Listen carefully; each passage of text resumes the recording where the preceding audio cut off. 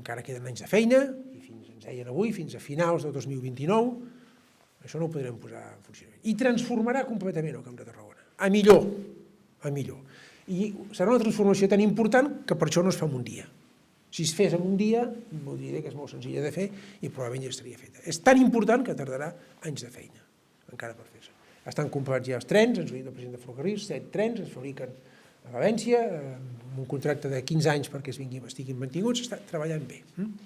Paciència durant les obres, tot i que s'estan fent amb molta cura per part de les empreses adjudicatàries, estem també contents, han guanyat en una licitació oberta i justa i estem tenint confiança, són empreses experimentades en fer les obres aquestes, paciència i prenen cura en què no dificulti la mobilitat, però naturalment quan hi ha obres hi ha obres, com ens passa a casa, quan hi ha obres hi ha obres. Per més que es vagi amb cura, doncs paciència. Per tant, primer, fets, no paraules, credibilitat a les institucions i llavors mobilitat.